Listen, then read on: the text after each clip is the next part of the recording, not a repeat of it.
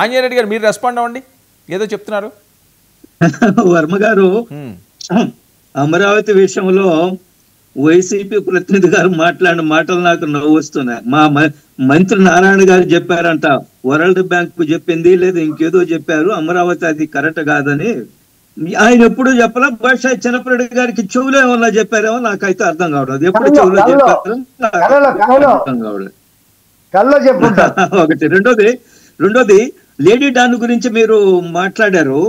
Lady don గారి వీడియోలన్నీ ఉన్నాయి కదా, ఎవరెవరు వైసీపీ నాయకులతోటి పుష్పగుళ్ళు ఇచ్చారు, ఆమె నడిచారు. మా కొవ్వూరు ఎమ్మెల్యే ప్రసన్న కుమార్ రెడ్డి గారితో అయితే చాలా దూరం కూడా నడుచున్నారు, మనం చూసాం. కాబట్టి లేడీ డాన్కి ఏ పార్టీతో పట్టాలి, మనం వార్తలకు వచ్చింది కదా, ఆమె సూళ్లూరుపేట అసెంబ్లీ టికెట్ కూడా ప్రయత్నం చేసిందని వైసీపీ. కాబట్టి లేడీ డాను వైసీపీని మనం వేరు చేసి చూసే పరిస్థితులు అయితే ఇప్పుడు లేవు.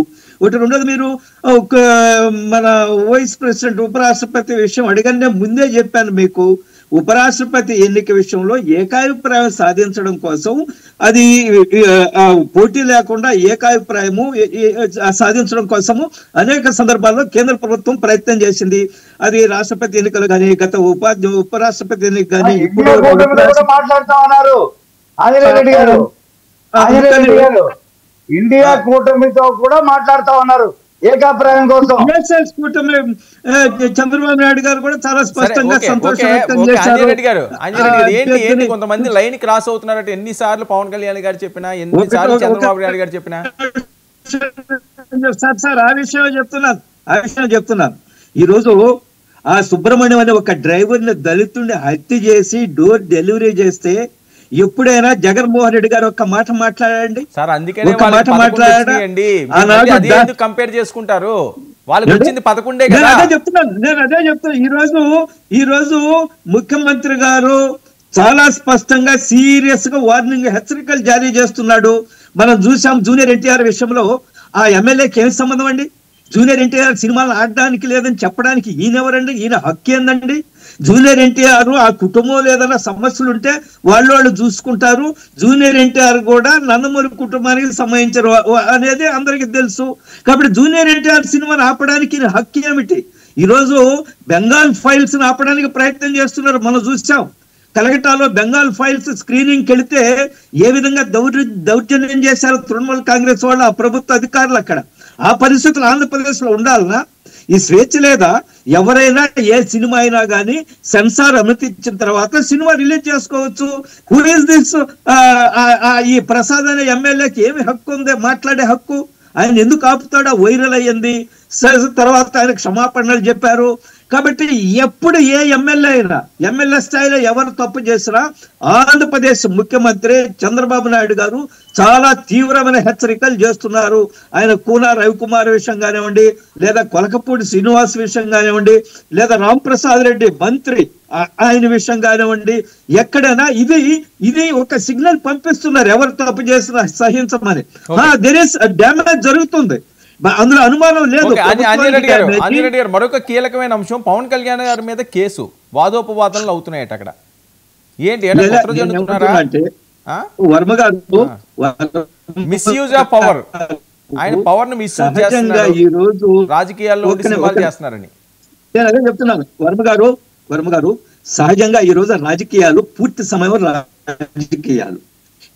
ఎవరైనా ఏమి ఎక్స్పెక్ట్ చేస్తారంటే, ఒక ఎమ్మెల్యే అయితే మంత్రి అయితే ఇంకేమి పని లేకుండా కేవలం ఆ పనే చేయాలనేది సహజంగా జనం ఎక్స్పెక్ట్ చేస్తుంటారు.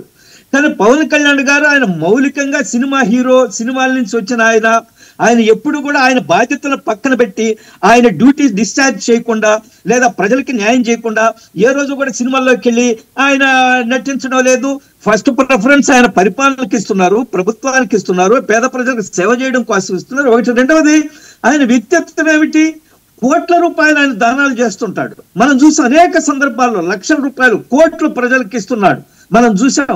కాబట్టి అవన్నీ ఎట్లా రావాలా? ఆయన ఒక నీతి నిజాయితీగా ఉండే మంత్రిగా ఆయన ప్రభుత్వంలో డబ్బులు సంపాదించే ఉద్దేశం లేదు. ఆయన పదవిని అడ్డం పెట్టుకుని కోట్లు సంపాదించే వ్యక్తి కాదు. చాలా చిత్తతోటి సిన్సియర్ గా నిజాయితీగా ఉన్నారు. కాబట్టి ఆయన సినిమాల్లో ఆయన సమయం ఇచ్చి సినిమాల్లో నటించి వచ్చే డబ్బులు ఏదైతే ఉందో అది కూడా ప్రజాసేవకు ఉపయోగిస్తున్నప్పుడు ఎవరికి అభ్యంతరం ఉండవలసిన అవసరం లేదు.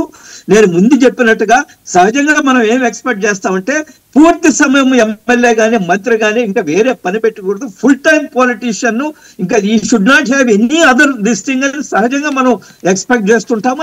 అది ఉంది. కాబట్టి ఎవరో ఒక మాజీ ఐఏఎస్ అధికారి మరి ఆయనకేమి బాధ కలిగింది?